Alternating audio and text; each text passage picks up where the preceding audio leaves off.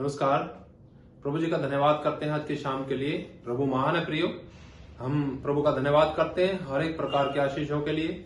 इस भागदौड़ की दुनिया में जब हम देखते हैं लोगों को, किसी को भी अक्सर ज्यादातर ये ध्यान नहीं आता है कि हमारा जो जीवन है ये नाशवान जीवन है और जो परमेश्वर हमसे प्रेम करते हैं वो अविनाशी परमेश्वर है। लेकिन हम उसके प्रेम को कैसे जानेंगे? प्रेम के द्वारा ही हम उसको जान सकते हैं। हम थोड़े प्रभु की वाणी देखेंगे और थोड़ा समय रखते हैं हम इन दिनों में, लेकिन आने वाले समय में प्रभु ने चाहा तो हम और अच्छा समय लेकर के कुछ विषयों को लेंगे और लगातार उनका अध्ययन करेंगे। लेकिन आज एक वचन देखते हैं हम, मत्ती का सुसमाचार उसका 22 अध्याय और उसका 34 वचन से मैं पढ़ना चाहूंगा। यहाँ इस प्रकार लिखा है, जब फरीसियों ने सुना कि यीशु ने सदूकियों का मुंह बंद कर दिया तो वे इकट्ठा हुए।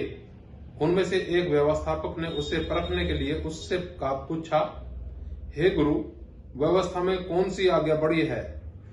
उसने उससे कहा, तू परमेश्वर अपने प्रभु से अपने सारे मन और अपने सारे प्राण और अपनी सारी बुद्धि के साथ प्रेम रख। बड़ी और मुख्य आज्ञा तो यही है, और उसी के समान यह दूसरी भी है कि तू अपने पड़ोसी से अपने समान प्रेम रख। ये ही दो आज्ञाएं सारी व्यवस्था और भविष्यद्वक्ताओं का आधार है।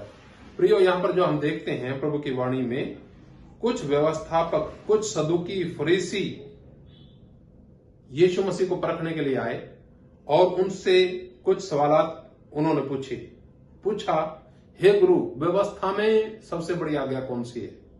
व्यवस्था में बहुत सी आज्ञा है प्रियो, और बड़ी का मतलब होता क्या है? प्रभु यीशु मसीह ने सारी व्यवस्था का निचोड़ निकाल करके जो ये आज्ञा बताई, ये वास्तव में सबसे बड़ी आज्ञा है। वो है क्या? उसने उससे कहा, तू अपने परमेश्वर से, अपने प्रभु परमेश्वर से अपने सारे मन और अपने सारे प्राण और अपनी सारी बुद्धि के साथ प्रेम रख। बड़ी और मुख्य आज्ञा तो यही है। क्या करना चाहिए प्रयोग?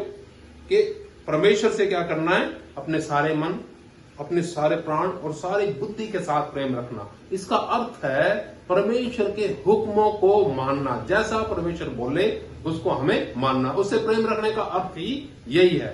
और दूसरा बताया गया कि इसी के समान है एक और आज्ञा। वो आज्ञा क्या है? कि अपने पड़ोसी से अपने समान प्रेम रख। प्रियो, आज के इन दोनों वचनों के द्वारा क्या हम अपने आप को महसूस करते हैं कि हमें वाकई और परमेश्वर से प्रेम करना चाहिए और अपने पड़ोसी से भी प्रेम करना चाहिए? अपने जैसा हम चाहते हैं हमारे लिए कोई करे, वैसा ही हम अपने पड़ोसी के साथ ऐसा व्यवहार करना चाहते हैं।